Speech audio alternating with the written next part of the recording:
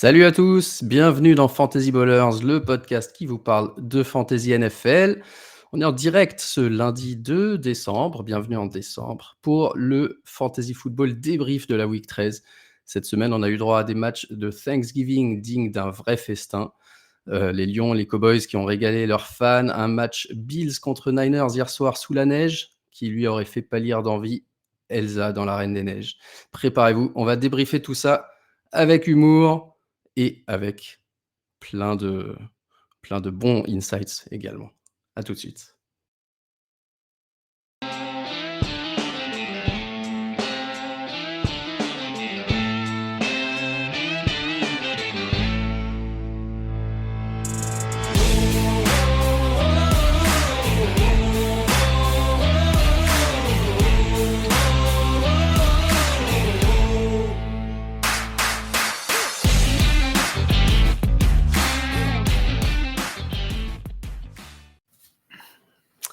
Et avec moi pour débriefer aujourd'hui, comme chaque lundi quasiment, sans absentéisme cette année, Aptine, comment ça va? Ça va super et vous? Ça va bien et comment on peut t'appeler, Alex, cette année? Tu es le zut, je perds déjà mes mots avant même le début du podcast. La colle quoi, le glue Marathonien? guy, le mec Ouais, c'est ça. voilà. Le chewing-gum sur la chaussure, tu veux Non, l'enlever? Ça fait depuis 3 ans. Putain, le ouais, relou. le Vas-y, chewing-gum sur la dégage. chaussure dans le plus affectueusement possible. Alex, comment vas-tu ce lundi? Bonsoir messieurs, bonsoir à toutes et à tous.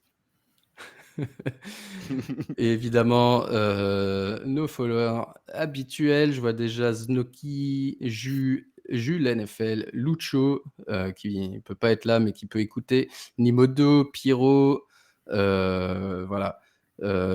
Tout le monde est là. Bienvenue à vous. Merci de nous suivre. Et comme d'habitude, on compte sur vous pour soutenir le podcast également. On a quasiment rempli nos objectifs grâce à vous de couvrir nos coûts de production. On y est presque. Et si vous voulez encore faire une petite contribution, ça serait super. Je pense qu'on aura des petites surprises pour vous aussi pour terminer l'année. Donc c'est vraiment cool. C'est sur Tipeee évidemment que vous pouvez le faire. Vous avez la page sur notre Linktree. Plutôt que d'offrir des cadeaux qui servent à rien à vos enfants, donnez du pognon, ça serait mieux. Exactement, en cette période de Noël. Alors, salut Roll Amiral aussi qui est là. Week 13. Week 13, c'était très intéressant parce que c'est la semaine Thanksgiving. C'est une sacrée galère, un casse-tête en fantasy parce qu'on a des matchs qui commencent dès le jeudi. On ne sait pas si les mecs du dimanche sont là ou pas là, etc. Et en plus, on a tous les matchs, 16 matchs à débriefer. Donc, on va essayer de faire ça rapidement. Aptine, je commence avec toi. Let's Tu go. vois, on a plein de scores là parce qu'on a eu plein de matchs décalés, une vraie mosaïque. Qu'est-ce qui a été pour toi le fait marquant de la semaine? Il y en a eu plein. En fait, j'ai l'impression qu'il s'est passé énormément de choses cette semaine. Il y a eu vraiment des super matchs. Moi, j'ai beaucoup suivi Steelers-Bengals. J'ai beaucoup aimé Eagles-Ravens. Je trouve que c'était vraiment peut-être le premier match niveau playoff ou intensité playoff de la saison. Et le match de Chicago m'a bien fait rire. En tout cas, la fin m'a bien fait rire. Ouais, j'ai adoré le shootout Pittsburgh-Bengals aussi. On y reviendra un petit peu plus en détail tout à l'heure. Alex, toi? Non, sans surprise, on va dire les mêmes. Moi, une particularité pour Philadelphia, le match de Philadelphie, où en fait, pour moi, c'est un match statement. Tellement, ouais, ils n'ont rien inventé, mais par contre, ils jouent sur leur force et ça joue trop bien. C'est clair. Et moi, j'ai aussi aimé le fait qu'il y avait énormément de matchs serrés. Ça avait commencé dès le jeudi avec Chicago, alors qu'on pensait qu'ils étaient en train de se faire allumer en première mi-temps. Ils sont revenus en deuxième et ils ont perdu, alors qu'ils auraient pu et dû égaliser avec un peu un brain freeze collectif où ils n'ont pas appelé de timeout. Ça a coûté la place du coach, du head coach, Matt Eberflus. Alex, je sais que tu le portais pas spécialement dans ton cœur. Est-ce que ça t'inquiète, toi, en tant que fan des Packers, de voir un nouveau coaching staff à Chicago? C'est quoi ton opinion un peu sur les 3 derniers matchs de Chicago? Ah, sur les 3 derniers matchs? Sur les 3 derniers matchs et sur leur futur Ouais. potentiel. Alors, sur le coaching, je ne comprends pas pourquoi ils l'ont largué tout de suite. Je trouvais pas ça forcément utile, sachant que la grève de Thomas Brown fonctionne. Donc, c'est juste, bon, bah voilà, c'est une connerie. De toute façon, tu vas le virer. Mais à quoi ça sert de le virer là maintenant? Parce qu'ils vont pas aller, ils vont pas aller en playoff. Donc, je vois pas l'intérêt. Et après, est-ce que ça m'inquiète? Non. Chicago, pour l'instant, ne m'inquiète toujours pas. Putain, c'est show off, quoi. Non, non, Euh, c'est pas eux qui m'inquiètent. Chez nous, dans cette division, c'est pas eux qui m'inquiètent. Non. non. Niveau fantasy, on voit vraiment un avant et un après Shane Waldron. Maintenant, ça fait 3 matchs. Caleb Williams en particulier, pour la fantasy en tout cas, 23 points par match depuis que Waldron est parti, alors que c'était 13,4 par match avant. Les receveurs, du coup, ils s'éclatent également. Ça fait plusieurs semaines qu'on a DJ Moore, Keenan Allen qui font des gros scores. Aptin, je ne sais pas si tu as des joueurs de Chicago, toi, dans tes rosters pour le push vers les playoffs, mais est-ce que tu penses que c'est quelque chose qui va continuer pour la fin de saison et qui annonce du bon pour les saisons à venir? Alors, j'ai pas beaucoup de Bears. J'ai vu que j'avais Caleb dans 2 ou 3 ligues. J'en ai que 8. Donc, au final, je suis quand même assez, on va dire, haut sur Caleb, mais je le startais. Ça fait un moment que je le starte pas. Donc, je vais voir ce que ça va donner. Je rejoins ce qu'Alex dit. Je trouve qu'il y a beaucoup de mieux. Maintenant, est-ce que c'est quelqu'un que tu veux starter, arriver au playoff? Parce que là, tous les matchs vont compter double. Je sais pas encore. Ouais, j'ai les stats des receveurs. Donc, DJ Moore, 30 targets, 265 yards en 3 matchs. Keenan Allen, 31 targets, 200 yards. Et Odunze, 26 targets, 129 yards. Donc, ce qui est intéressant, c'est de voir que c'est vraiment distribué de manière quasi équitable, avec deux sur les 3 qui font vraiment des grosses perfs fantasy. D'autres matchs serrés, on a eu le Chiefs Raiders, le fameux, là, on ne sait pas trop comment les Chiefs se sont sortis de là. Aptin, je sais plus ce que tu disais après le match, mais tu disais j'ai hâte. Ouais, je crois que Ouais, alors que j'en peux plus et j'ai hâte qu'ils se fassent sortir en playoff. Franchement, ouais, parce que j'ai toujours bien aimé Kansas, mais cette année, on part de la chatte à Didier Deschamps, mais franchement, ce que Kansas nous a pondu cette année, mais vraiment, enfin, tu vois, tu peux trouver plein de trucs sur, je sais pas, c'est sur Insta, Twitter, enfin, des trucs qui vont un peu Ouais, c'est la pire équipe condenser. 11-2 de l'histoire. Hein. Ouais, après, moi, je me souviens des Steelers il y a 2 ans, c'était ce qui était pas mal, enfin 2-3 ans qui était pas mal du tout. Mais là, vraiment, en fait, je comprends pas quoi. En tout cas, je me dis, ok, ils les gagnent, mais en fait, avant, tu disais, ils gagnent parce qu'ils ont une super défense, parce qu'ils arrivent toujours à gagner. Sauf que là, c'est juste des coups de pied ratés, tu vois.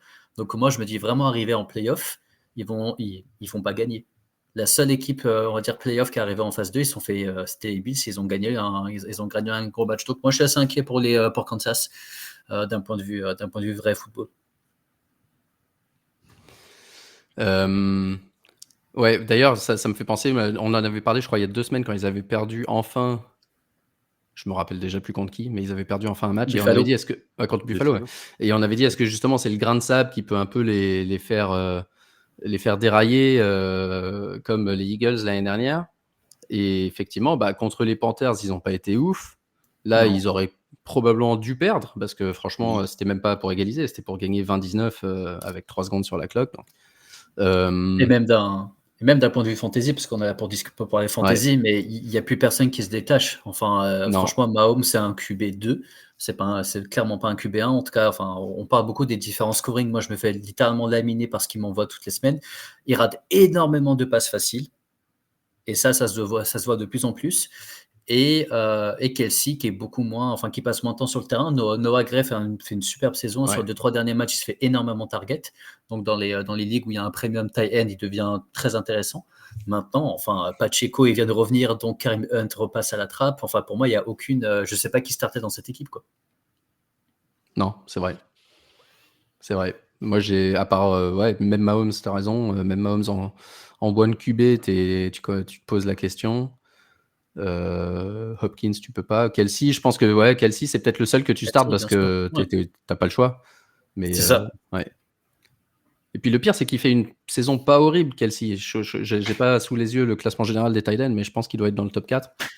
Mais, sans être sans te donner du tout ce confort que tu avais avant quand tu startais Kelsey, quoi.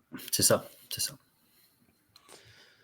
Un autre fait marquant avant de passer plus en détail sur les scores fantasy, mais ce tacle un peu assassin de comment il s'appelle? Al-Shahir?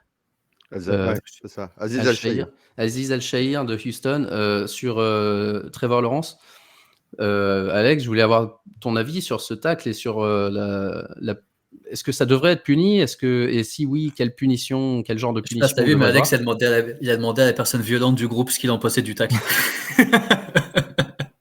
Non, mais je sais que t'aimes. Ouais, en plus, je sais que t'aimes bien la défense.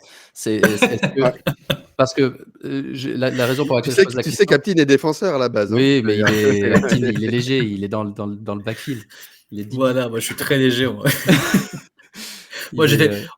moi dans le chat WhatsApp, j'étais le premier horrifié. Ouais, c'est clair, c'est clair.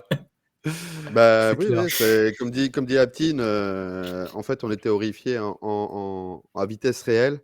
Mais Aptin avait aussi, je crois que c'est toi qui l'avais écrit dans notre groupe en off, comme quoi au ralenti, ça donnait moins, c'était moins horrible que ça, entre guillemets. Je Mais vais me oui, faire oui, insulter par ouais, Nivodo, non, mais je l'ai bien dit. c'est toujours la différenciation entre la vitesse réelle et le ralenti. Maintenant, en fait, il y a le geste, la façon de le faire. Encore une fois, il y a le plaquage, tu vois, en rugby, ça passerait jamais, quoi. Ouais. On demande au plaqueur de plaquer. Là, il va pas plaquer. C'est pas du plaquage, je sais pas moi, quand t'entends Fred Warner, quand il essaye vraiment de plaquer ou certains linebackers, là, il se débrouille mal. Je pense qu'en plus, il prend le mauvais pied d'appel et donc du coup, il est déséquilibré, il va pas dans le bon sens. Donc non, Ouais, puis faut il y a punir. une. Après, À moins qu'on plus ou moins. pense qu'il l'ait vraiment fait exprès de manière malicieuse, il y a un peu une part de, pas malchance, mais le fait qu'il arrive avec son bras qui en plus a une espèce de grosse protection sur ce bras-là, pile dans la tronche de Trevor, Ah ouais, mais qui bon. ensuite se prend le sol. Mais moi, au-delà du tacle lui-même, en fait, ce qui me dérange un petit peu, c'est ces slides et notamment pour en revenir à Mahomes, tu vois, Ouais, les moi moments où aussi. il fait genre, je vais sortir du terrain, et puis hop, au dernier moment, il revient, et tout le monde dit, mais quoi, ils font quoi? Pourquoi ils l'ont pas taclé? Et il a pris 10 yards gratos, 15 yards, et tout le Mmh, monde est mmh, mmh, là, mmh. sur les comptes Twitter de la NFL, machin. Oh, Mahomes est un magicien, regardez ce qu'il a fait. Je crois que l'année dernière, on avait eu 2-3 exemples de fake slide. Le mec, il fait genre, je vais slide. Mais en fait, non, je change de direction. Et pour moi, c'est ça qui cause ce problème. Parce que là, tu te dis, OK, Trevor, il slide vraiment au dernier moment. Quand tu regardes le début du slide, il est à genre 4-5 yards du first down, alors que le défenseur, il est à 2-3 yards. Donc, tu te dis, normalement, il ne devrait pas avoir le first down. Il slide le plus loin possible. Normalement, le défenseur, il devrait dire, OK, tu slides, je fais rien. Sauf que si tu slides pas, bah, je passe pour un con, etc.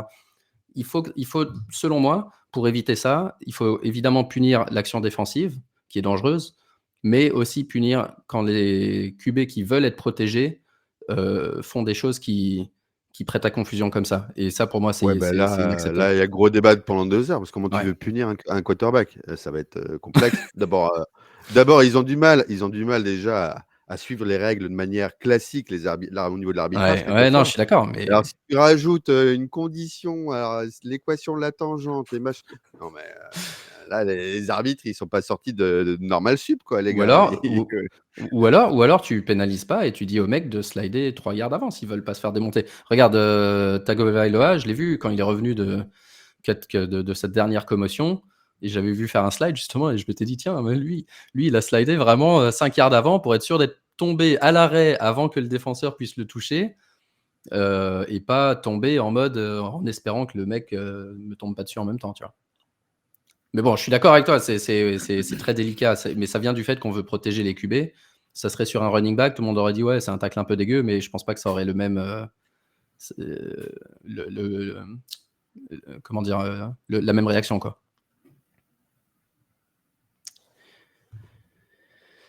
Un autre fait marquant, avant de passer au top flop, ouais. La fin de CMC. J'ai déjà vu, Ouais, l'épisode avait commencé depuis 1 minute et il y avait direct quelqu'un qui voulait mettre le feu à notre podcast. c'est C'était vrai. Snooki, je crois. Et qui avait McCaffrey, dit le plus gros buzz depuis Le'Veon Bell. Voilà, on nous dit hello, hello, et lui, bon, allez, McCaffrey, le plus gros buzz de l'histoire de Pro Level Ball. Entre deux hello. Le mec est en rage. Le mec a la hargne. Le Et mec je a pense qu'il y cassé a la une chose qui est télé. claire, c'est que il y aura, je pense, très peu de mecs qui ont drafté numéro 1 et qui ont pris McCaffrey qui seront champions. Ah, ça. C'est fort possible, ouais. Alors justement, on va voir qui sont les mecs qui potentiellement pourront être dans les rosters de champions. Et pour faire ça, on va regarder un peu les top et flops de cette semaine. Mais le premier mec dont je voulais parler, c'est notre ami Russell Wilson. Russell Wilson, 27,9 points fantasy dans un shootout avec les Bengals. Est-ce que c'est pas le premier QB à faire 400 yards cette saison à la passe? Non, je crois que c'est le deuxième, si je dis pas de Peut-être bêtises. deuxième, ok, on n'était pas Ouais, sûr il Je y hier. a crois déjà eu. que Je crois qu'il Kirk y a Cousins Joe avait Burrow. fait un gros match. Ouais, Peut-être Joe Burrow, mais Kirk Cousins, je crois qu'il a Ouais, fait un très gros ouais. match en début de saison. En tout cas, 2 enseignements pour Russell Wilson. Moi, je lui dois des excuses personnelles parce que j'y croyais pas cette année. Et non seulement il fait gagner Pittsburgh, qui est 5-1 depuis qu'il est starter, mais en plus de ça, il fait des bons scores avec 3 finishes dans le top 10, mais 2 fois hors du top 24. Alors Aptine, toi qui es notre résident Steeler, quel visage de Russell Wilson pour le reste de la saison, sachant qu'il a 2 matchs techniquement compliqués, Cleveland et Philly, et 2 matchs techniquement plus faciles, Baltimore et KC, mais qui sont plus faciles pour la fantasy, mais des matchs difficiles en vrai, donc ça risque d'être un peu différent. Est-ce que c'est un QB qu'on peut starter, par exemple, à la place de Pat Mahomes, si on est un contender? Ça va. Je voyais la question arriver et je pense que ça va beaucoup dépendre du format. Aujourd'hui, moi, si j'avais Russell Wilson dans les ligues où on va compter les passes ratées, aujourd'hui, Pittsburgh a un jeu, et ça, on l'avait déjà vu avec Fields en début de saison. Il n'y aura pas beaucoup de passes, ce sera vraiment des passes short yardage ou des passes, on va dire, le play est assez sûr. Il n'y aura pas Russell Wilson, à part si on prend directement 20 points d'écart fin du quart-temps, je ne pense pas qu'il va envoyer 50 ballons. Maintenant, moi, de ce que je vois de Russell Wilson, c'est qu'il commence de plus en plus à sortir avec Pickens et aussi Freiermuth, notamment Pickens, même si Pickens va lâcher 2-3 dingueries et se prendre des flags qui ont failli coûter le match. Maintenant, moi, je le trouve très intéressant dans un style, enfin, dans les équipes qui peuvent lâcher du point. Moi, Cincinnati, j'ai toujours été assez. Ils ont lâché beaucoup de points, mais ils ont des bons défenseurs. Donc, c'est quand même assez. Et un match de division où je pensais que ça n'allait pas beaucoup scorer. Donc, au final, si j'avais le start and sit, j'aurais dit surtout ne startez pas Russell Wilson. Heureusement que ce n'est pas ma rubrique. Maintenant, je pense que dans les matchs assez faciles par rapport à ce que vous avez et surtout le scoring, si par exemple les passes loupées comptent des points, je pense qu'il est startable. Et maintenant, pour hors fantasy, je trouve ça extrêmement intéressant. Je trouve qu'il colle exactement à ce que l'équipe de Pittsburgh veut faire. Là, c'est un match un peu difficile, un peu même très difficile pour la défense, mais normalement, on est porté par la défense, on est porté par un gros running game. On va lui demander d'envoyer 2-3 ballons un peu deep pour Pickens, et généralement, ça nous a permis d'être 5-1 depuis qu'il est là. Donc, il va avoir une extension de contrat, selon toi? Je pense que oui. Je pense que oui, sur un an de plus. Alex, est-ce que tu es d'accord pour starter Russell Wilson dans la plupart des formats, si on est à moins évidemment d'avoir un top 8? Je parle vraiment si on hésite, tu vois, si on doit streamer le QB et tout ça, ou si effectivement on a un Pat Mahomes qui est pas forcément startable toute la semaine. Je pense que personne ne s'attendait à ce scénario de match quand même. Personne pensait que ça allait être un shootout. À la base, on avait dit pendant le warm-up avec Franz et Clément, 10% en dessous des expected dropbacks, des passes attendues et du pass rate pour Pittsburgh. C'est la 4e plus basse en neutral pass rate Pittsburgh. Donc, en rien, Ils adorent courir. c'est un jeu de passe. Comment se fait-il que là, d'un coup, alors moi j'ai une autre idée, mais en plus touché par la grâce, parce qu'il faisait ce qu'il voulait, Russell Wilson, ça fonctionnait. Il y avait vraiment, je le trouvais vraiment touché par la grâce. Je pense tout simplement que les gars, en fait, comme la défense des Bengals est nulle, ils ont des Trey Hendrickson, ils ont Cameron Brate, quoi que ce soit, mais la défense, elle est nulle, elle est mal gérée. Du coup, en fait, sur un plan fantasy, Bengals, c'est génial. Ils vont balancer, et donc le but, du coup, de Pittsburgh, c'est de mettre un point de plus. Donc évidemment, il fallait balancer aussi parce que quand Ouais, même, puis Bureau, c'est chaud, quoi. À le suivre, c'est chaud patate, hein. Donc c'est pour ça que, du coup, on est tombé dans un scénario de match où, les gars, c'était pistolero. Bon, bah, maintenant, est-ce que c'est la tendance, de Pittsburgh? Pas du tout, hein. Enfin, pas moi, en tout cas, statistiquement, je ne me fierais pas du tout sur ce match-là. C'est pour moi une ouais, incongruité, quoi. ouais. Bon, pas ce match-là, mais il a quand même 3 fois, top 10 depuis qu'il joue. Par exemple, Jordan Love en qui on avait beaucoup d'espoir, il a 2 top 10 cette saison et aucun depuis la week 6. Donc tu vois, il y a comme moi, c'est plus ça l'interrogation parce qu'au-delà de 5-6 QB qui sont vraiment forts, je pense qu'on arrive à un stade où, tu vois, on avait parlé Ah de oui, Kyler Murray les mais semaines en gros, précédentes. est-ce que Russell Wilson est top 12? Oui. Ouais, c'est ça.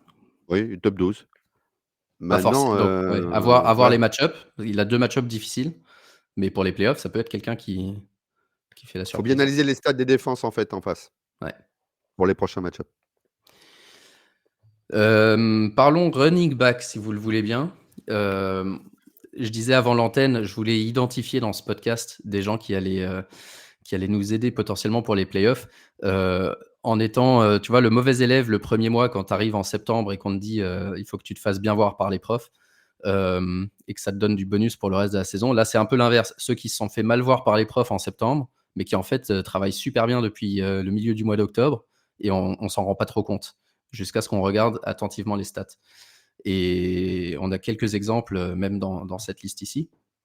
Mais je voulais commencer avec Devon Achane, qui, avec Tua, il a fini en 10 matchs avec Tua. Non, pardon, en 8 matchs avec Tua, 7 fois dans le top 10. Et il est RB3 overall dans les matchs avec Tua. Or, comme il a eu toute cette série sans Tua, on l'a un peu oublié et même il était disponible souvent en trade ou pour pas cher. Je vais demander à Alex cette fois parce que Aptine et moi, je sais qu'on l'aime bien. Est-ce que ça peut être un league winner pour toi? Est-ce que contrairement à McCaffrey qui sera dans aucun roster de finalistes, Achane peut être justement celui qui est dans plein de rosters parce qu'il a été drafté fin du deuxième round en général, Alors, voire j'aime pas obtenu pas trop. cher en trade. Ouais, évidemment, pendant la blessure de Tua, oui, c'était peut-être une action de trade, comme les receveurs d'ailleurs. Mais j'aime pas trop la notion de game winner, de league winner, parce que il était quand même assez haut, Achane. Surtout qu'on restait sur la perception d'Achane de l'année dernière. Mais en effet, moi, on est sûr qu'il y a une méga régularité avec Achane. De toute façon, c'est pas compliqué. À Miami, il y a 2 joueurs, hein. C'est Jonnu Smith et Achane. Le reste, voilà.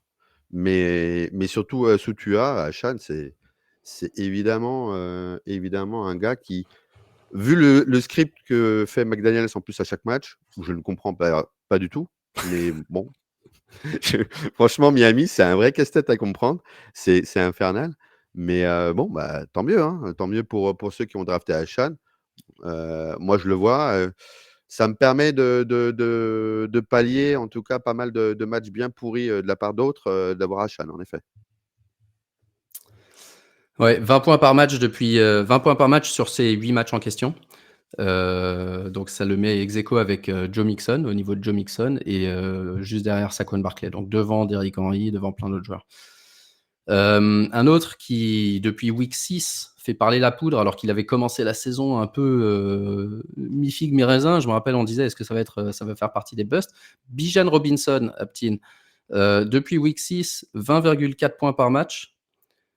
Donc RB2 lui aussi, hein, à ce niveau-là. Là, la semaine dernière, 22,5, c'est le seul qui a bien joué côté Atlanta. Lui aussi, est-ce que finalement, pour ceux qui l'avaient drafté avec le 2e ou 3e pick cette année, au début, ils ont peut-être galéré, mais là, à mon avis, ils sont en train de revenir justement avec les receveurs qui jouent un peu moins bien, les Malik Neighbors, les Jefferson, les CeeDee Lamb dont on parlait au début d'année. Finalement, ils ne sont pas aussi forts que ça. Et Bijan, c'est une des valeurs les plus sûres depuis le milieu de la saison. Qu'est-ce que tu en penses? Je l'ai beaucoup quand même, Bijan, parce que moi, je l'avais trouvé extraordinaire l'année dernière et je me suis dit en tant qu'année 2 de confirmation, la logique voudrait qu'il ait de plus en plus de ballons, etc. Moi, j'aimais bien l'offense, j'aime toujours bien l'offense, même si Kirk Cousins m'a fait perdre une fantaisie et je l'emmerde. Mais plus sérieusement, enfin, Bijan, on savait que ça allait exploser, qu'il allait bien jouer. Là, ça marche très, très bien. Malheureusement, ça marche. Quand lui marche bien, l'équipe marche moins bien. J'espère que c'est pas un début de tendance, mais il joue juste au niveau qu'il il doit être. Donc c'est bien parce que c'est pas toujours le cas d'avoir un bon joueur qui joue et que les coachs le fassent jouer. Maintenant, quand on voit les autres personnes qu'on avait draftées à peu près dans les 3-4 premiers, comme tu dis, c'est sûrement les personnes qui s'en sortent le mieux. Si MC tu le retires, Brissol tu le retires aussi. Tyreek, tu le retires. Justin Jefferson, tu retires. CeeDee Lamb, tu retires. Ouais, en gros, il y a Chase et Bijan. Chase et Bijan. Ou alors, fallait drafter à la fin du round et avoir des Barclay, des Rick Henry, des mecs comme ça. Ouais. Deux plus jeunes et qui coûtent moins cher, donc qui peut-être correspondent un peu plus à ta définition, Alex, du league winner. Chase Brown, depuis que Zach Moss s'est blessé et qu'il donne le backfield à Chase Brown, donc depuis week 9, 19,1 points par match, et il est RB4 overall sur les 4 derniers matchs. Est-ce que Chase Brown peut être un league winner? Totalement. Voilà, là, lui, c'est vraiment la caractéristique, la définition du league winner. C'est le gars, drafté très loin, avec, on va dire, on avait quand même quelques éléments de l'année dernière, mais bon, pas assez en termes de data, et qui là, par rapport au fonctionnement, là aussi un peu déglingué de Cincinnati par moment, fait que Chase Brown cartonne. 4 derniers matchs, sans Zach Moss, il a vu 100%, 100%, 100% et 92% des rushs chers. Vous vous rappelez quand tout le monde a ajouté c'était Khalil Herbert, non, qu'ils ont recruté? Ouais, c'est Khalil Herbert, exactement. Tu vois, j'ai dû y réfléchir. Quand tout le monde a ajouté Khalil Herbert sur le waiver.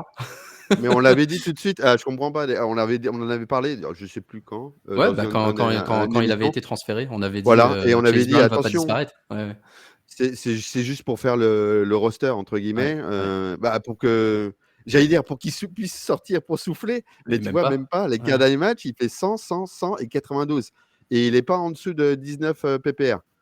Bon, voilà, dans la réponse, quoi. Ouais. Malgré le jeu à la passe plus que dominant, quoi. C'est ça. Et le dernier dont je voulais parler, qui est vraiment en train de monter en puissance, Bucky Irving, que vous voyez là dans les tops avec 26 points, meilleur running back de la semaine jusqu'ici.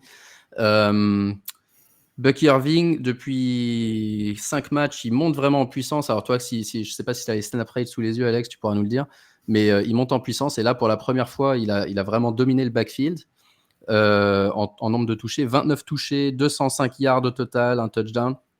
Sur les 3 derniers matchs, RB3 overall avec 22,1 points par match. Donc lui aussi, si ça continue, les Tampa Bay, ils ont un calendrier pas trop mal. Et si effectivement il lui donne le ballon, lui aussi peut faire partie de ces joueurs qu'on a pris sur les waivers ou très tard à la draft et qui peuvent devenir notre second RB1 et nous propulser vers des nouveaux sommets. Aptine, est-ce que tu fais partie de ceux qui ont pris Bucky Irving de temps en temps? Je sais que Lucho en avait parlé avant la draft. Il voulait d'ailleurs que je le signale. Lucho avait parlé avant la draft pendant l'été. Il aimait bien Bucky Irving. C'était un de ses poulains. Voilà. Non, malheureusement pour moi, il y a souvent des équipes qui reviennent où j'ai pas beaucoup de joueurs et Tampa Bay en fait partie. Ouais, moi je l'avais pas du tout et c'est vrai que ça fait partie des mecs où j'avais sauté un peu sur l'occasion. Finalement, je l'ai dans plusieurs ligues. Ouais. Et d'ailleurs, il m'a sauvé la mise dans plusieurs endroits. Bucky, juste pour répondre à ta question, Bucky Irving, 50% de rush share. 38,72 pour Rashad White. Sur le dernier match, ouais. Et sur le dernier, la globalité même. La globalité en ce moment, c'est la moyenne, elle remonte très très haut puisque Sean Tucker, il est passé à 11,28. Sur le dernier match, on est à 25 courses pour Bucky et Rashad White à 11 courses. Ouais, c'est ça. Et ça, je crois que c'est vraiment la première fois qu'il prend vraiment un lead considérable. D'ailleurs, c'était tard dans le 4e quarter quand le match était très serré. C'est ça qui est important aussi. Oui, il y a ça. Après, Rashad White a été utilisé aussi par moment et de manière intelligente, parce que là, pour le coup, il y a une intelligence d'utilisation des running backs. Mais par contre, Bucky Irving, justement, il a 11,1 en average et 9,4 quand même pour Rashad White. Donc, c'est pas. Oui, Bucky Irving est un poil plus efficace, bien sûr, que Rashad White, mais c'est pas parce que Rashad White n'est pas efficace. C'est juste l'utilisation qui est différente Ouais. de par le gabarit et le profil, quoi.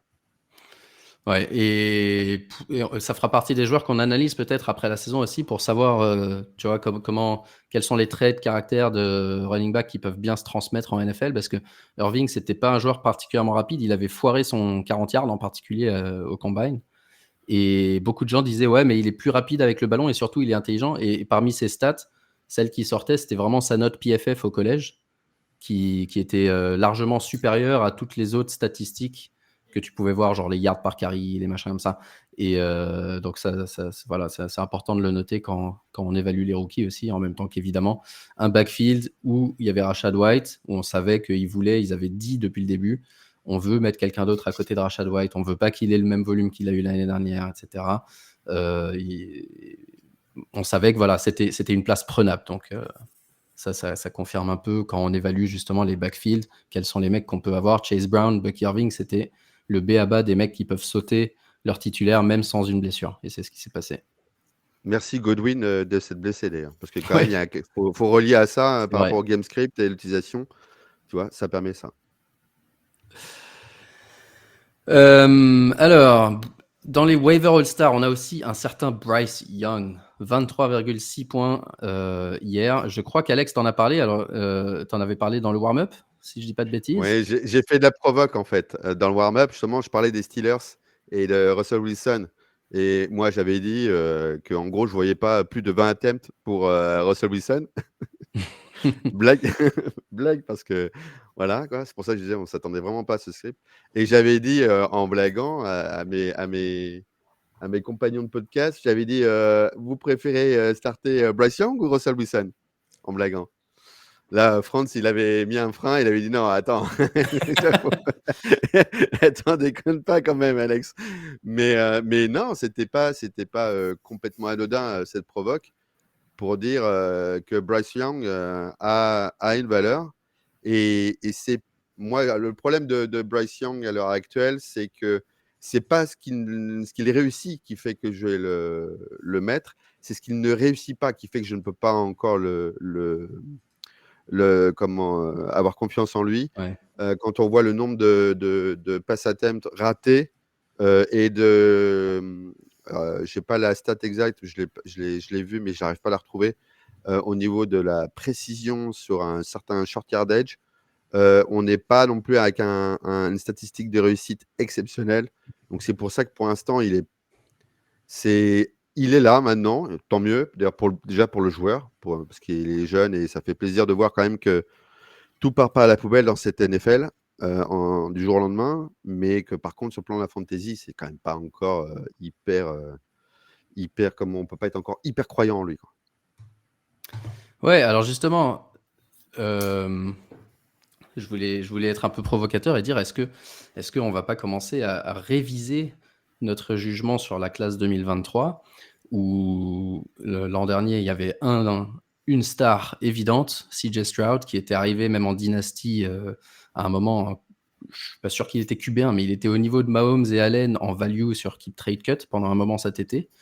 À qui on avait déjà Nico Collins et Tank Dell qui étaient très forts, à qui on a donné Stephen Diggs en plus, Joe Mixon dans le backfield, enfin vraiment une offense où il a toutes les armes pour performer. Et finalement, cette année, il y a une régression très nette, dont on a parlé par le passé, mais qui se manifeste encore plus maintenant. 2 et 4 sur les derniers matchs. Il a pris sur les 6 derniers matchs, 23 sacs, 56% de completion.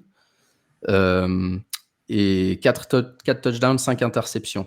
Donc ça se traduit depuis week 8 par 13,3 points par match en fantasy, ce qui en fait le QB 29. Il y a peu de QB, en vrai il y en a un dont on parlera tout à l'heure, qui est moins bon que, que Stroud actuellement. Ce qui veut dire que tous les autres, Will Levis, Bryce Young et Anthony Richardson font des meilleurs matchs fantasy en tout cas, et même arguably, en vrai, sont plutôt meilleurs. Voilà, c'est provocateur. Est-ce que vous pensez que c'est valide? Est-ce que vraiment, à la fin de la saison, on va réviser notre jugement et dire peut-être qu'on a vu Stroud trop beau un peu trop tôt contre une opposition facile? Aptine, je te pose la question à toi. Bon, c'est pas une vraie question, mais il y a des vrais points. Les vrais points, c'est il y a Bryce Young qui joue de mieux en mieux. Il y a Stroud qui est en galère totale malgré l'offense qu'il a. Il y a eu quand même pas mal. Je crois qu'il y a eu, il a perdu un guard ou un OL. Il a perdu Diggs, mais il avait une superbe offense. T'as oublié, je crois, Schultz qui est en TN, donc il a énormément de personnes sur qui il peut compter. Nico Collins est revenu, ça l'a pas empêché de beaucoup mieux jouer. Donc oui, il y a un problème avec Stroud. Et aujourd'hui, plus la question, c'est si, parce que c'est toujours la question qu'on va se poser, mais si aujourd'hui Bryce Young était dans l'équipe des Texans avec l'offense qu'ils avaient, qu'est-ce qui serait passé? Parce que là, au final, même les 24 points qu'il fait hier, Bryce Young, tu comptes le TD, parce que oui, il y a TD de TLN. Ouais. En fait, il joue de mieux en mieux. Et pour revenir à ce qu'Alex disait, c'est vrai, quand je suis Edge, vu qu'il est petit, et que quand tu as Edge qui vient et qui lève les bras, en fait, il peut pas envoyer la balle ou elle se fait facilement typer. Donc c'est aussi pour ça qu'il doit jouer ou milieu ou loin, ou des passes vraiment check down. Le mec, il a son niveau, et ils n'ont pas l'équipe pour faire ça encore. Maintenant, ils sont quand même, je pense qu'ils peuvent, avec ce qu'ils arrivent à voir de Bryce Young, se dire peut-être qu'on va lui redonner une chance jusqu'à la fin d'année et voir l'année prochaine, et on va juste commencer à lui donner des vraies armes. Ils ont commencé un peu bétonner la partie running back, ce qui est très bien. Maintenant, tu prends peut-être un guard et aussi un vrai receveur 1, parce que ça manque de vrais receveurs 1 dans cette équipe. Jonathan Johnson avait donné un peu... j'allais dire un Jonathan Johnson, par exemple. Non, parce que c'est toujours pas un vrai receveur 1. Mais bon, là, il est passé receveur 7 chez les Ravens. Ouais. Même moi, je suis devant dans la depth chart. Mais tout ça pour te dire que j'ai quand même l'impression qu'il y a beaucoup de mieux chez les Panthers. Et après, bien sûr, tu vas regarder les destins croisés, quoi. Donc, qu'est-ce qui se passe avec CJ Stroud? Mais peut-être que, on parle beaucoup de tape et de l'off-season. Je pense que là, ils ont clairement cerné comment jouer les Texans et CJ Stroud. Je pense pas qu'il y ait eu beaucoup d'amélioration dans le playbook des Texans, et que c'est pour ça qu'ils sont en galère totale contre Mac Jones, alors qu'ils sont en train de se battre pour les playoffs. Donc, c'était une longue réponse. Je sais même pas, ponctuation, virgule, point, tout ça. Un stream of thought, très intéressant. J'ai surtout aimé que tu disais que c'était pas une vraie question, mais qu'il y avait quand même des points intéressants. Non, oui. Parce qu'au final, après, parce que là, dans les faits, concrètement, tu vois que les matchs qui vont arriver pour CJ Stroud, tu dis, ok, mais moi, pour les personnes qui sont en train de jouer leur place en playoff, qu'est-ce que je fais? Je starte qui? Et là, je pense qu'il y a une vraie question. Voilà. Ah non, mais moi, je peux te le dire, j'ai beaucoup drafté Stroud l'année dernière. C'est bon, là, c'est le dernier match où je starte Stroud. Stroud, Mahomes, tout ça, c'est attaque Cronenbourg, quoi. Il y en a ras-le-bol. C'est n'importe quoi. Mais moi, après, pas pour la même raison. Je compare pas Mahomes et Stroud. Stroud, Bobby Slovic, il faut qu'il arrête. Il a raté le coach, peut-être pour un job de coach l'année dernière. Eh bien heureusement, peut-être pour l'équipe qui aurait pu le prendre en tant que coach, parce que là, c'est dérisoire, c'est ridicule. Tu parlais de Schultz, je ne comprends pas l'utilisation de Schultz. Schultz, il trace les bonnes routes en termes de stats, en route par play. Mais Nicole Collins, il n'est pas revenu à 100%.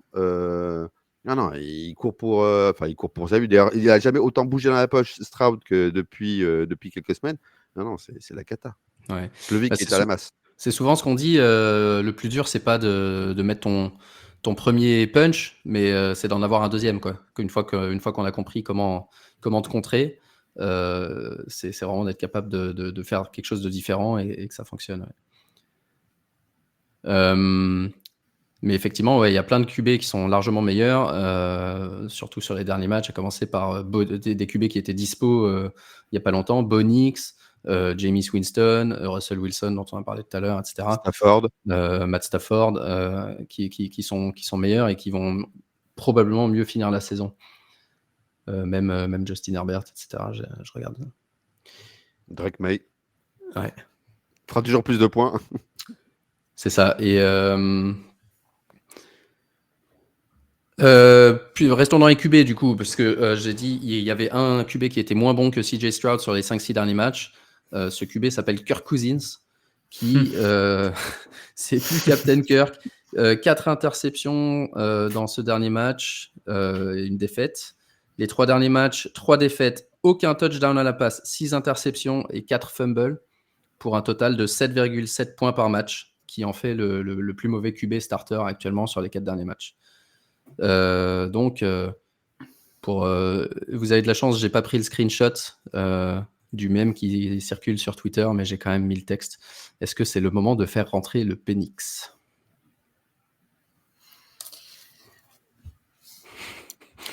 Aftine, tu peux y aller, parce que je sais que tu auras gros sur la patate pour Kirk Cousins. Je sens que tu as envie d'en parler, donc vas-y. Non, je pense pas qu'ils vont mettre. Alors, pour moi, la réponse est non et non. Parce que déjà, je pense pas qu'ils vont le faire parce qu'ils ont payé Kirk Cousins bien trop cher. Ils sont malheureux, enfin, ils sont mais tellement de la division éclatés au sol. Ils sont premiers de leur division. Après, enfin, ça peut jouer sur 1 ou 2 matchs, mais au final, enfin, le niveau de la division est quand même assez faible, même très faible. Quand tu vois la bagarre de la NFC North et que tu les vois à côté, franchement, tu sais, t'as les mêmes du dragon, qui louche avec c'est clairement ça, tu vois. Moi, j'étais à 2 points de vraiment penser que si les Panthers gagnaient hier contre Tampa, je me disais, mais en fait, ils ont une chance, c'est con.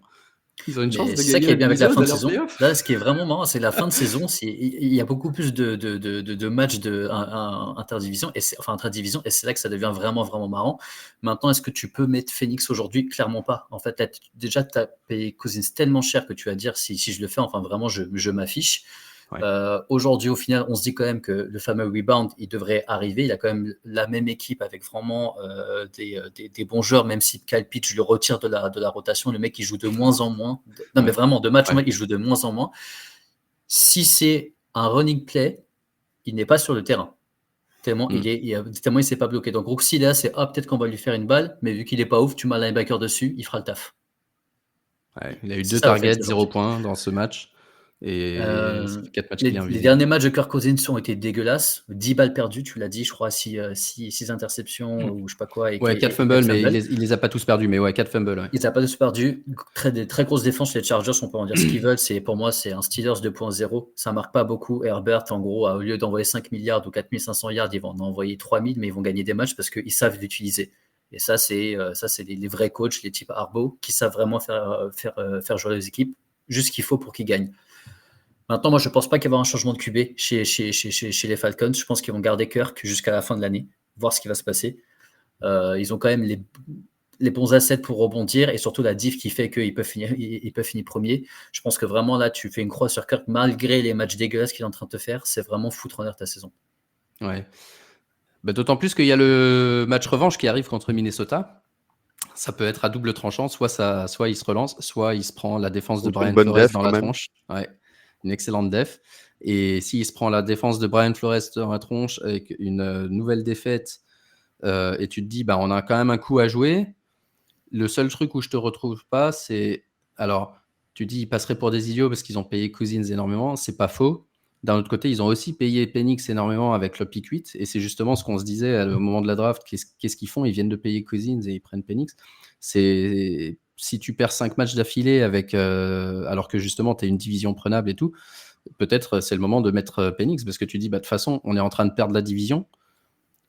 Avec Penix, ça peut pas être bien pire. Et si on perd, on se dit, de toute façon, on était déjà en train de perdre. Et si on gagne, par contre, là, tu te lances et Penix a déjà un peu d'expérience. Mais c'est le seul truc. J'ai l'impression d'avoir tellement pas vu en NFL ce type de move où tu vas bencher ton starter qui est quand même assez jeune. C'est pas un mec totalement à la ramasse. Il sort de mauvais matchs. Mais là, si tu mets Penix pour les 4 derniers matchs alors que tu es premier de ta div, je pense que pour moi, je vais pas dire que tu vas perdre le vestiaire, mais en gros, je me dis c'est trop risqué. Ça me paraît beaucoup trop risqué à mon goût.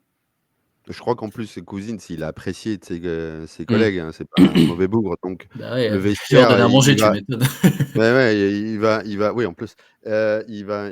Là où je pourrais te suivre, Marc, c'est le fait que Penix soit déjà à cet âge-là. Et c'est ça le problème d'avoir drafté un joueur qui est déjà à cet âge-là. Là, du coup, c'est ça qui pourrait un peu casser la tête en disant tiens, mais qu'est-ce que je fais? Mais je suis d'accord avec Captain, foncièrement, c'est pas viable. Avec un nouveau coach qui vient d'arriver, ça serait montrer qu'il est totalement dysfonctionnel. Très bien, très bien, très bien. J'essaye de faire de la controverse, mais vous êtes trop. Vikings, Riders, Giants, Commanders. C'est ça qui arrive. Ouais. Il a le plus d'interceptions, hein, Kirk Cousins quand même, mais il reste à avoir une efficacité qui est quand même là. Il est à 11,3 Bah, yards par contre. on le disait, enfin quelqu'un l'avait dit tout à l'heure dans le chat, il avait fait 500 yards, je crois, contre Ouais. dans un match. Donc Je me souviens de ça. Ouais. Ouais, alors c'est pas celui qui a le plus de plus de 300 yards en tout cas, mais il en a 2 quand même, de matchs de plus de 300. Parce que je donne 300 pour voir justement pour comparer. Mais bon, il est pas, c'est pas le plus saqué non plus. Non, non. Donc du coup, bon. Non, mais ça fait un moment il- enfin, je sais qu'il est pas trop utilisable parce que moi, dans une super flex où j'avais pris Josh Allen, lui, qui pour jouer QB2 avec Matt Stafford, je me disais un des deux va être bon, alterner, machin, et Bonix, qui était un peu plus le pari pour l'avenir. Je pensais pas qu'il jouerait dès cette année. Et ben maintenant, évidemment, je fais Josh Allen, Bonix autant que je peux avec Matt Stafford pour le match-up, et Kirk Cousins, je le regarde même pas. C'est le seul en qui j'ai zéro confiance. Donc, il va en falloir 2 ou 3 matchs d'affilée avant que je puisse le restarter, sachant qu'il en reste 4 dans la saison fantasy. C'est pour ça que je me pose la question. Minnesota, donc, qui va jouer Atlanta la semaine prochaine. Puisqu'on parle de Minnesota, un autre joueur que tu as pas mal, Aptin, et donc tu as commenté, notre ami Aaron Jones, qui récemment a un problème de fumble. 2 fumbles dans le dernier match, après en avoir perdu un week 12 et un autre qu'il n'avait pas perdu week 11, donc 4 fumbles sur les 3 derniers matchs. Et cette fois-ci, on a vu qu'il a commencé à perdre du volume en faveur de Ty Chandler et Cam Akers suite au fumble. Donc la question que je vais vous poser, c'est est-ce que vous pensez que c'est vraiment un coup d'esbrouf en l'air et que ça va s'arrêter, ou est-ce que c'est une tendance, et si c'est une tendance, est-ce que le coach va commencer à justement donner plus de volume aux autres s'ils sont plus safe avec le ballon? Je peux te laisser, Alex, si tu veux. Annonce à la maison. Ouais, oui, bah en plus, c'est pas complètement anodin. Mais il a déjà commencé puisqu'il a 45,5% de C'est running ça. back rush share en semaine 13, ce qui est sa marque la plus basse de la saison. Donc le Ouais. coach, il a déjà fait des Ouais. ajustements. Il avait joué Bon, en quasiment même tout le temps, premier quarter en plus, bah et ouais, c'est ensuite qu'il a commencé à le sortir. Ouais. bah oui, parce qu'en même temps, il fait ça dès le début du match en plus, le mec. Donc c'est sûr qu'il se coupe l'herbe sur le pied, Aaron Jones. Mais non, oui, c'est inquiétant. Après, ça peut arriver, hein, des matchs où on passe à travers. Mais le problème, c'est en fait, plus que les fumbles, c'est la performance d'Aaron Jones depuis qu'il est revenu. On ne retrouve pas évidemment le Aaron Jones du début de saison. Ça, on pouvait à l'arrière s'attendre de pas avoir une constance avec lui parce qu'on est habitué. Mais là, je trouve que son niveau, il est vraiment faiblard, quoi. Il est vraiment faiblard. Et moi, il me tue. Et même avec son TD à la fin, c'est pas suffisant. Il me tue, quoi. Donc non, Tu c'est parlais la merde. tu parlais en début tu sais, des élèves que tu vois, enfin des bons élèves, et cetera. Lui, il était Ouais. premier rang des 3 Ouais, premiers matchs. J'ai la bonne réponse, j'ai la bonne réponse. Et après, c'était c'est vrai. fin fond de la classe, à C'est côté du vrai. chauffage, à s'endormir. Tu as dit 4 fumbles, dont 1, voire 2 sur la goal line, si je dis pas de Ouais. bêtises. Mmh. Et ça, en fait, quand tu regardes un match, tu dis: «Oh, il va marquer», après il t'enlève, bah, tu d'un coup, de faire +6, il fait -2, tu te dis: «Oh putain!» parce que ça c'est dur. Et moi, c'est où il performe dès le début du match et tu gardes, on va dire, une certaine constance et tu le laisses sur le terrain, il va passer à 60-70% de chair, ou il profite pas des opportunités qu'il a et ça part en committee sur tout le match. C'est aussi simple que ça. Moi, aujourd'hui, j'ai Aaron Jones dans beaucoup de ligues et surtout dans ma principale. Je sais pas comment appréhender. Surtout que les matchs qu'il faisait, il a fait 3 très, très bons matchs, et il y a 2 matchs où il a été nul, et il y a 2 autres matchs où il est sorti pendant. Mmh. Donc en gros, enfin en termes de points, il te met 10 points, tu es content aujourd'hui. Après, c'est peut-être toute l'équipe des Vikings aussi qui performe beaucoup moins, quoi. Parce que franchement, tu regardes les Vikings, à tous les niveaux, c'est dégueulasse, hein. Justin Jefferson, il est nowhere to be found. Ouais, c'est très irrégulier, ouais. Ah ouais, c'est chaud, quoi. Après, ça gagne parce que c'est une bonne défense, mais putain, en fantasy, c'est dur. Bah, il a que 2 matchs. Aaron Jones n'a que 2 matchs à plus de 100 yards, hein, cette saison, hein. Ouais, mais c'est marrant Donc, parce que justement, j'essayais de le trouver. Alors, ce que tu as dit, c'est tout à fait vrai. C'est l'inverse des autres joueurs. C'est dans ma tête, Ouais, il c'est faisait une ça. très bonne C'est pour ça, saison. quand tu disais ça, je me disais, j'espère qu'on va. Ouais. Il va dire. Et vous avez été ta question. Et dans le cas contraire, est-ce que vous avez. Je dis, Aaron Jones. Ouais, dans ma tête, il faisait une bonne saison. Moi, je l'ai pratiquement nulle part, donc du coup, je l'ai suivi Non, d'un non, peu non. plus Ouais. loin. Dans ma tête, il faisait non, une bonne non. saison, mais finalement, il est RB 17 là sur la saison, sans avoir raté un seul match. RB 23 sur les derniers 6. Donc c'est pas du tout. Il est derrière des joueurs comme Tyrone Tracy, comme Chuba Hubbard évidemment, comme même Tony Pollard dont on parle absolument pas cette année. Ouais. Ramondre Stevenson dont on parle surtout en mal, qui finalement tire son épingle du jeu. Donc ouais, c'est intéressant. Dernier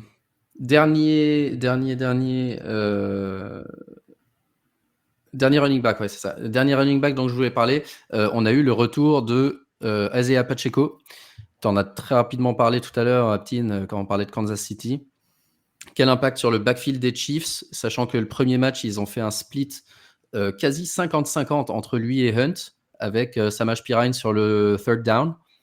C'est-à-dire qu'avec une utilisation comme ça, c'est quasiment impossible de faire confiance à un running back à moins qu'il y ait un touchdown.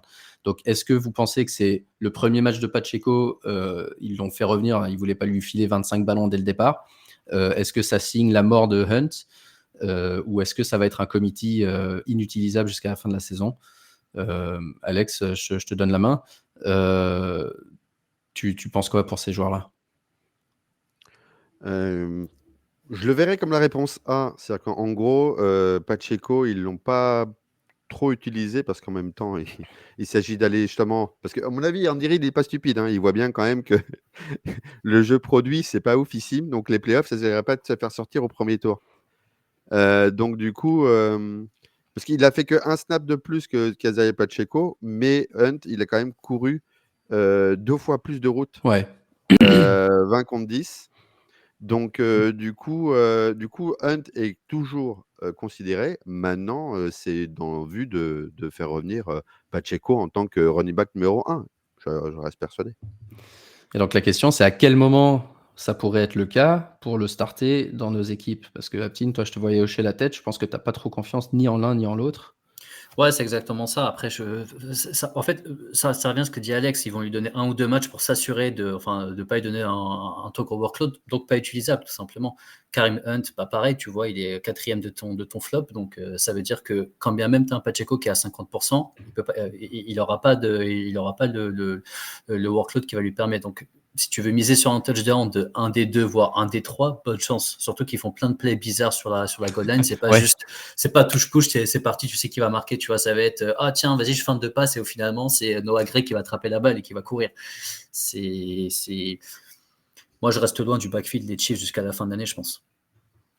Ouais, d'autant plus que quand on additionne les points, ils sont quoi? Même pas à 9 points cumulés, les deux. Non, Pacheco, il a eu 5,5 et lui 2,20. Voilà, et ouais, bref.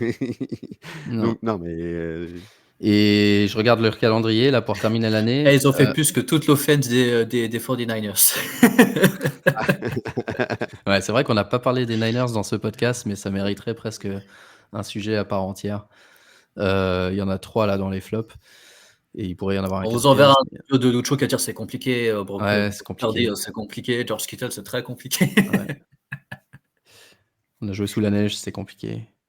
Backfield des Chiefs, donc leur calendrier pour terminer la saison fantasy. Chargers, tu disais tout à l'heure, c'est un peu comme les Ouais. Pittsburgh historiques.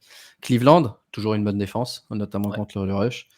Houston, aussi une bonne défense contre le rush. Et Pittsburgh pour finir. Donc Donc grosse ciao. défense aussi contre la course. ouais. 4 bonnes défenses contre la course pour terminer la saison. Très bien. Dernier topic avant de regarder les blessés et le waiver. Parce qu'on parle souvent dans notre groupe de régression statistique et de ces deux écoles qu'il y a à tous les niveaux entre le film, le jeu et la stat. Moi, évidemment, je suis toujours un peu plus côté stat. Et on rigolait parce que Nick Westbrook-Ikhine a encore un touchdown. Pas juste un, mais 2, je crois, dans ce match. Qui fait 8 touchdowns cette saison pour 20 réceptions.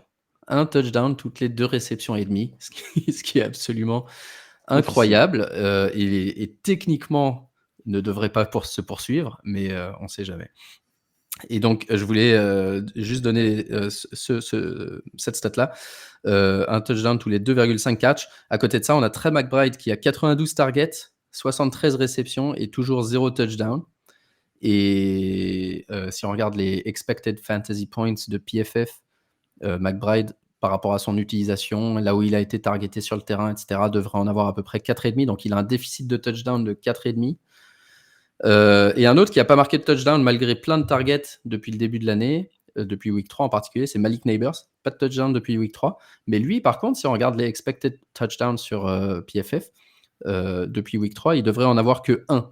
Ce qui montre justement une utilisation très différente. Et c'est vrai que moi qui regarde pas mal les Giants, je me disais, en fait, c'est pas comme si j'avais vu Neighbors être loupé dans la red zone ou des trucs comme ça. Tu vois, je le vois faire plein de catchs complètement inutiles au milieu du terrain, mais on est tellement nul qu'on n'y arrive pas dans la red zone.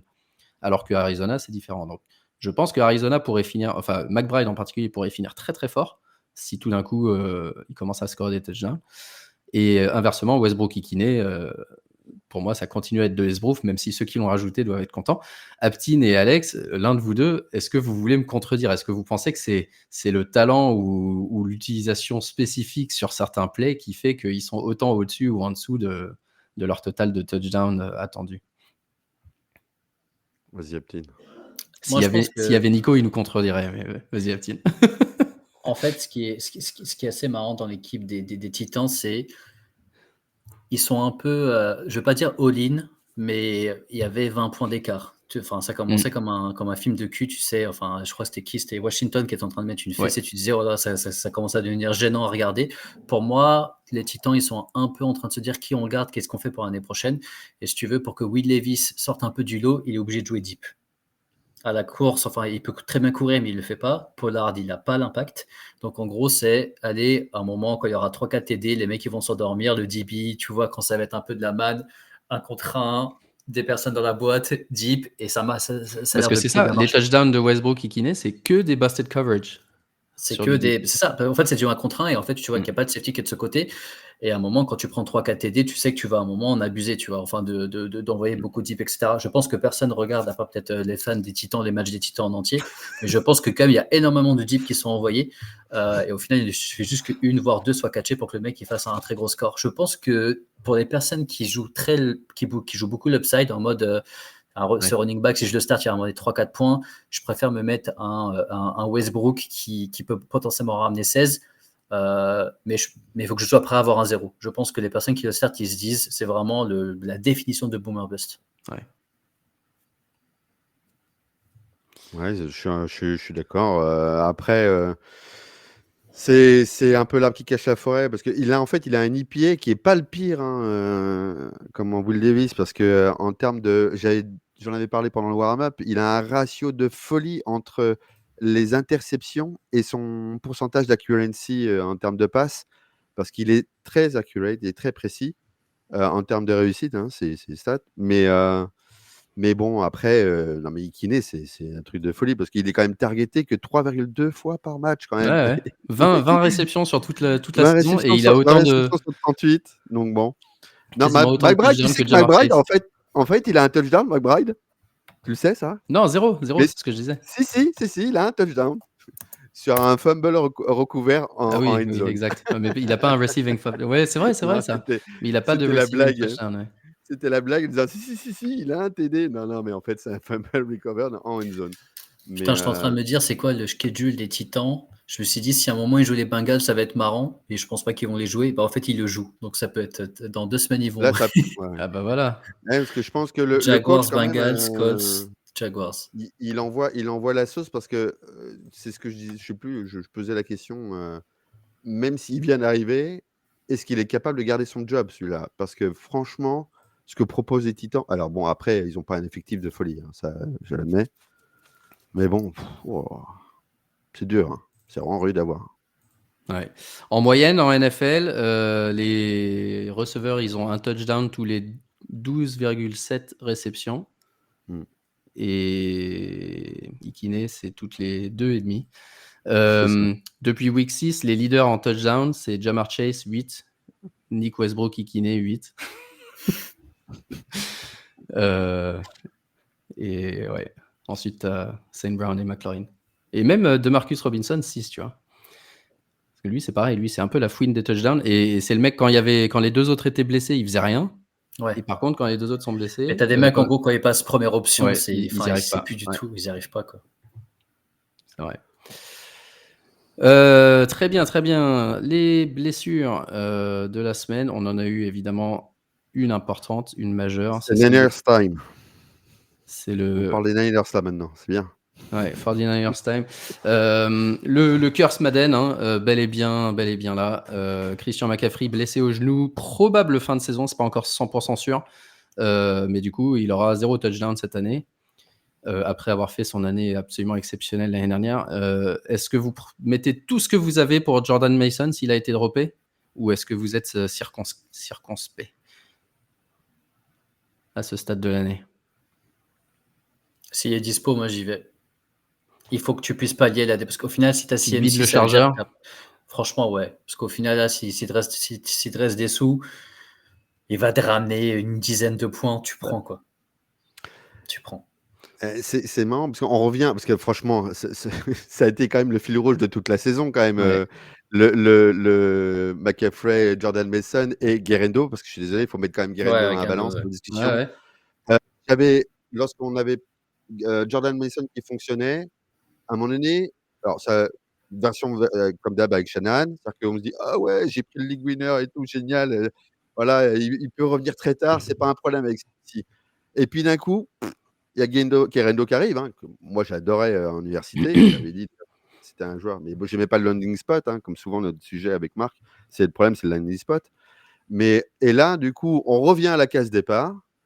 Et du coup, on se pose la question, ok, donc théoriquement, je prends Jordan Mason, mais est-ce que je mets autant? Parce que Guerrero, il est à considérer. Et Ouais. quand Jordan Mason était running back numéro 1, les derniers matchs où il était running back numéro 1, c'est pas lui qui faisait les plus grosses perfs.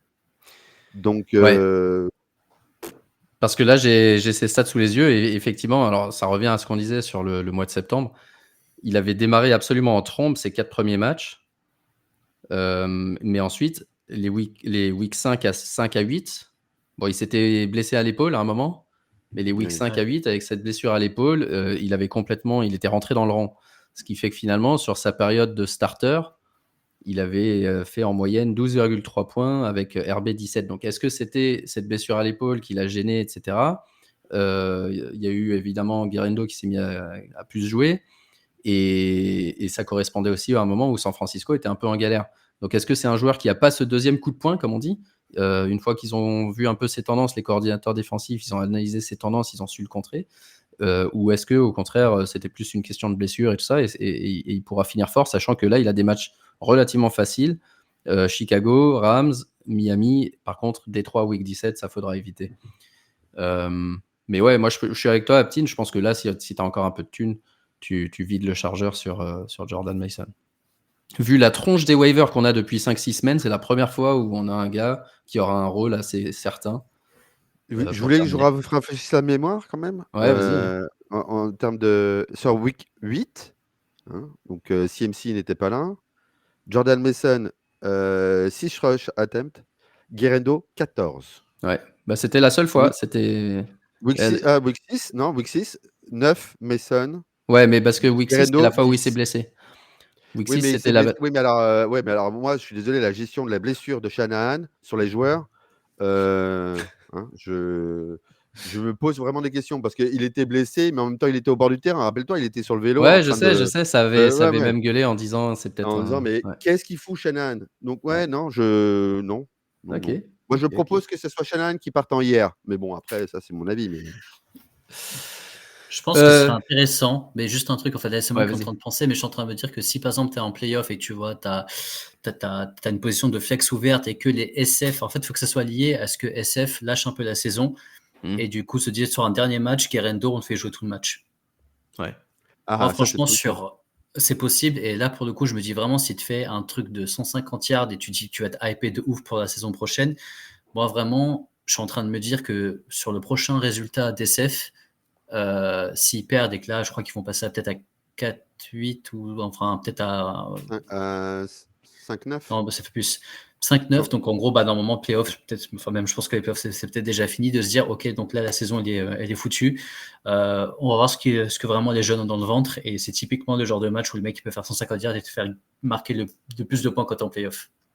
C'est ce que je vais faire, je le dis ici. Mais c'est ça, en fait, c'est soit tu bénéficies du match parce que les gars, ils ont déjà clinché et du coup, tu fais jouer un peu les remplaçants, soit les gars, ils jouent plus rien et puis tu fais jouer les remplaçants. Donc, ouais, CMC hier, c'est bon. Ouais, CMC sur l'hier, ouais.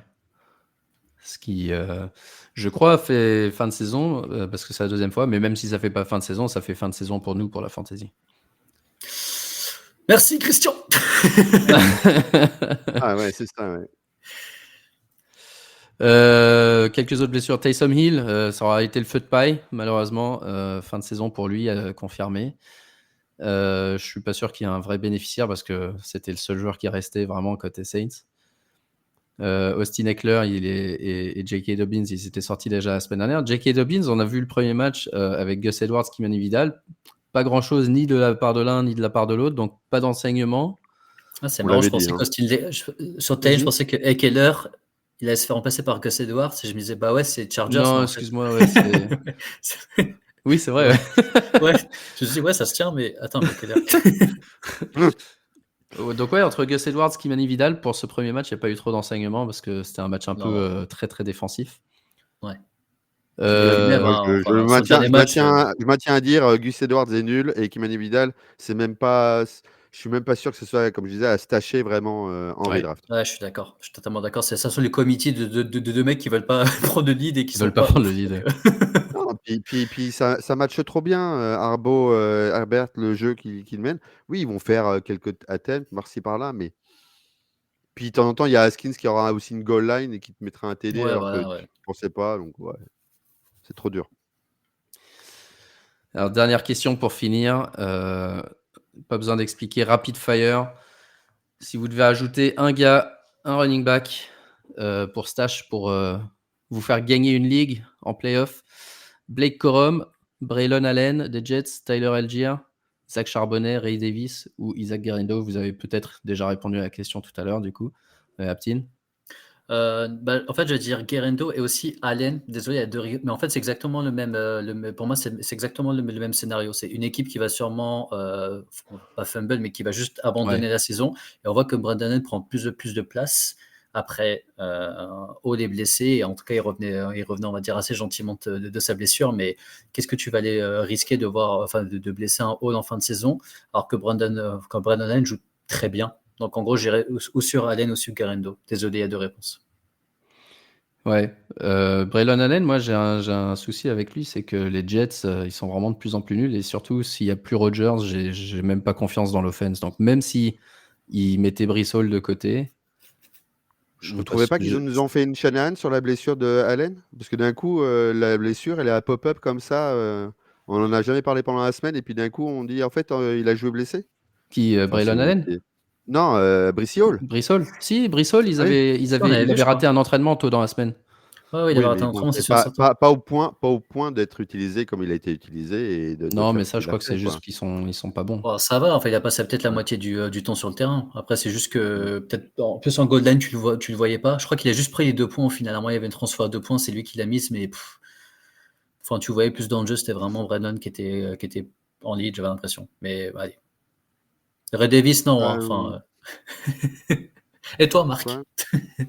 Ouais, non, j'allais te répondre, mais j'étais en train de checker de fact-check un commentaire. Donc, c'est bon, j'ai fact-check, je peux le checker.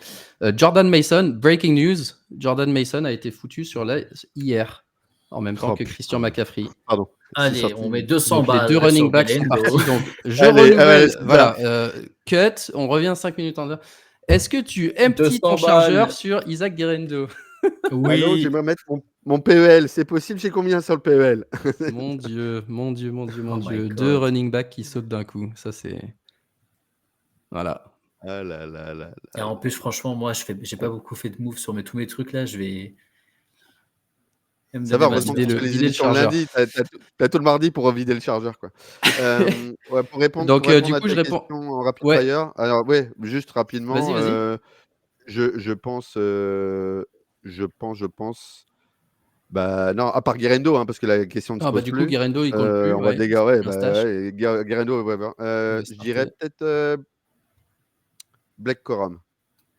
Ouais, Blake Corum intéressant, ouais. Moi aussi parce que ils utilisent tellement leur running back et ils commencent d'ailleurs à donner un petit peu de volume à Corum, mais s'il arrive un truc à Kyren Williams, à mon Ouais. avis, Blake Corum il va bouffer tout ce qu'il peut. J'ai vu, ouais, je pense que c'est celui qui pourrait vraiment, s'il y a blessure, être le plus performant de tous.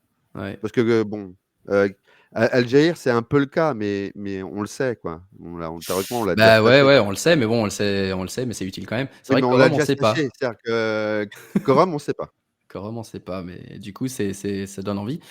Moi, du coup, pour répondre à la question, j'étais tenté par Tyler Algier parce que c'est une des raisons pour laquelle j'aime beaucoup Bijan aussi, c'est que franchement, ils ont une fin de calendrier de ouf et ils jouent Carolina le jour des finales. Je me dis que si jamais, par malheur, Bijan Robinson se blessait, on sait, comme tu viens de le dire, on sait ce que vaut Tyler Algier. Et il pourrait, parce que lui, pour le coup, il est dispo quasi partout dans les ligues standards. Et Zach Charbonnet, en remplacement de comment il s'appelle, Kenneth Walker au début de l'année, il avait cartonné aussi. Donc c'est dur de répondre. C'est dur de répondre parce que tous ces gars-là, même Ray Davis, dans un match où il n'y avait pas James Cook, il a Et cartonné. on avait dit dans le warm-up, Ouais. j'avais dit dans le warm-up qu'on pouvait même prendre Ray Davis pour le match contre les Niners parce que ça jouait sous la neige. Ouais. Et voilà. C'est là qu'on voit les fins connaisseurs et la value que vous amène Fantasy Ballers dimanche avant les matchs. Avant que tu fermes l'émission, je voulais juste faire part d'une chose. Moi, ce que j'ai le plus aimé, c'est du vrai football et le football, notamment l'action de Amari Cooper sur Josh Allen. Ouais. Oui. Quand j'ai vu cette action-là, j'ai dit voilà, j'aime le football américain où tout n'est pas scripté, où les gars, tu vois des joueurs sur le terrain et qui jouent ensemble. Et voilà, j'aime le football quand je vois ça et je remercie Amari Cooper d'avoir passé à Josh Allen. Et Amari Cooper qui sur l'action a eu, je suis même pas sûr qu'il a été crédité d'une réception parce que sur Non. l'action officielle il y a écrit Amari Cooper stopped for no gain. Ah ouais? Donc je sais Pourtant, pas pourquoi il n'a pas été crédité de la réception. Par contre, Josh Allen, il a eu la passe et la réception. Il a eu Ah 14 voilà, points c'est d'un ça, coup. ouais. Ouais, parce que la journaliste avait posé la question, vous êtes le premier QB à avoir un à la course, un à la passe, un à la réception, je crois, Ouais. depuis je sais pas combien d'années. Ok, d'accord. Ouais. Donc apparemment, si, il a eu la réception, mais par contre, Josh Allen a eu le receiving touchdown et le passing touchdown sur l'action. Donc entre 12 plus 10 yards, je crois. Donc il a eu 11 points ou 13 points selon les formats. Et c'est pas le dernier à avoir eu 2 touchdowns sur la même action parce que je me rappelle de Mariota, mais lui Oui, c'était pas par design, mais une passe typée qu'il a récupérée lui-même et marquée pour le touchdown. l'autopass.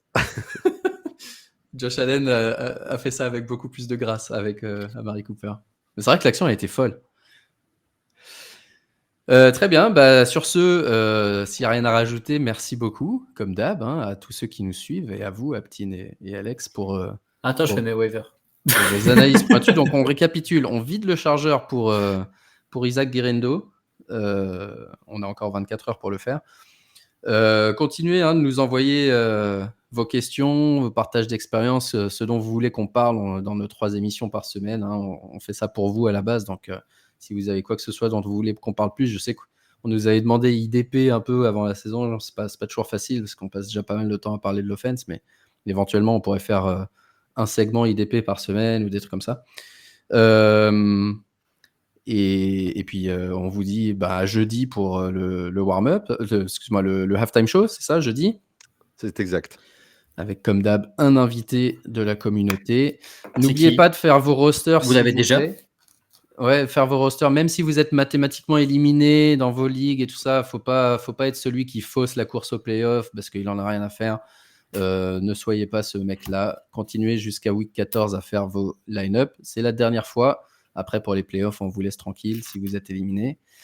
Et voilà, c'est la semaine la plus importante. Hein. C'est la semaine où il faut sortir la calculette, faire tous les calculs de savants, d'apothicaires pour savoir qui va être qualifié selon les différents scénarios, etc. Donc voilà, suivez bien avec nous toute la semaine et ça va bien se passer.